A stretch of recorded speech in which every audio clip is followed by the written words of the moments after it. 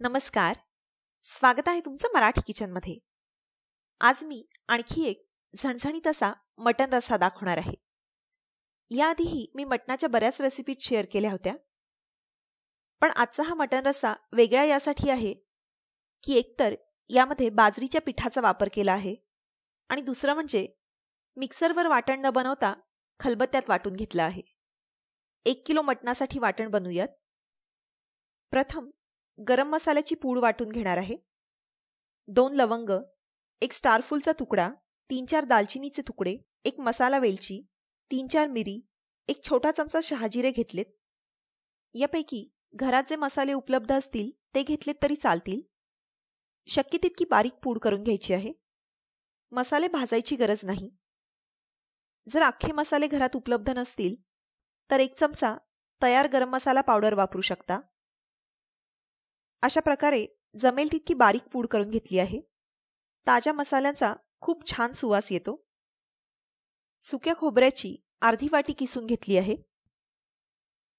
साधारण 1 वाटी भरून हा किस होतो. तो चांगला ब्राऊन होईपर्यंत भाजून घेतला आहे.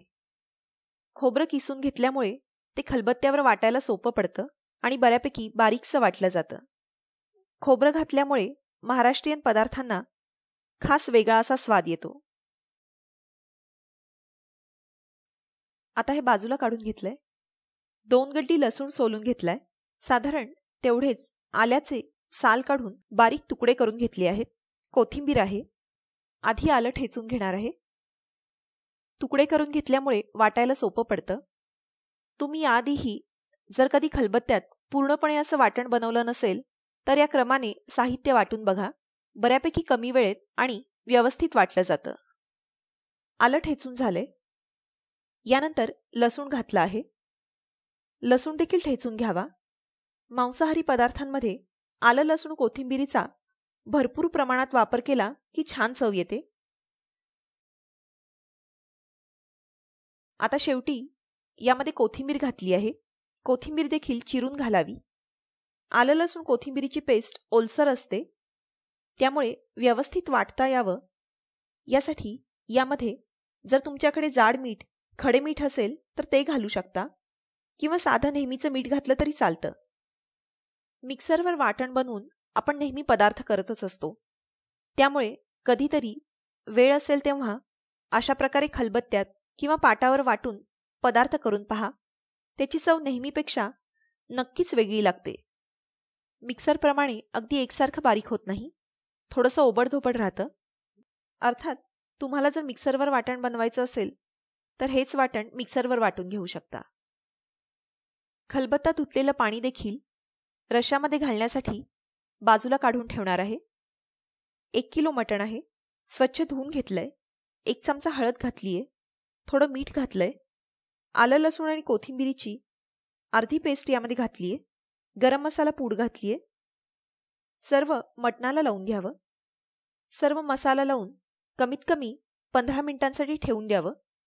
दरम्यान 1 मोठा कांदा बारीक चिरून घेतलाय. लहान असतील तर 2 घ्यावेत, कारण 1 किलोचं मटण आहे. यावेळी कुकरमध्ये मटण शिजवून न घेता वर पातेल्यात शिजवणार आहे. यासाठी मी या तांब्याच्या हंडीचा वापर करणार आहे.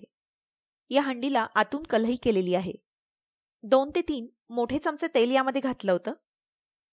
तेल गरम झालं की बारीक चिरलेला कांदा घालावा. कांदा थोडासा मऊ गुलाबीसर होईपर्यंत तळून घेतला आहे. आता यात हळद मीठ लावलेलं मटण घातलं आहे. मटण एकदा चांगलं परतून घ्यावं. वर बसेल असं झाकण ठेवून त्यामध्ये पाणी ठेवलं आहे. 10 मिनिटांनंतर झाकण काढलंय. आता मटणाला पाणी सुटलेलं आहे आणि एक चांगली वाफ देखील बसली आहे. यामध्ये बऱ्यापैकी पाणी आहे, त्यामुळे आत्ताच एक्स्ट्राचं पाणी मी यामध्ये घालत नाहीये. पण तुम्हाला जर खूप ड्राय वाटलं तर हे कोमट झालेलं पाणी घालू शकता. परत 5 मिनिटांसाठी झाकण ठेवलंय. यावेळी झाकणातलं हे गरम पाणी मटणात घातलंय. याप्रमाणे लागेल तसं पाणी घालत मटण शिजवून घ्यावं.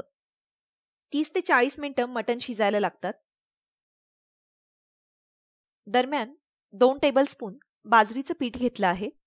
बऱ्याच गावांमध्ये मटणामध्ये बाजरीचं पीठ घातलं जातं. रश्श्याला छान दाटसरपणा येतो आणि चवही नेहमीपेक्षा थोडी वेगळी खमंग लागते. 5 मिनिटं मंद आचेवर बाजरीचं पीठ भाजून घेतलंय. मटणही आता शिजलं आहे. आता मगाशीच्याच कढईत मसाला परतता येईल इतपत तेल गरम केलंय. उरलेली आलं लसूण कोथिंबीरची पेस्ट यामध्ये घातलीये. वाटलेलं खोबरं घातलंय.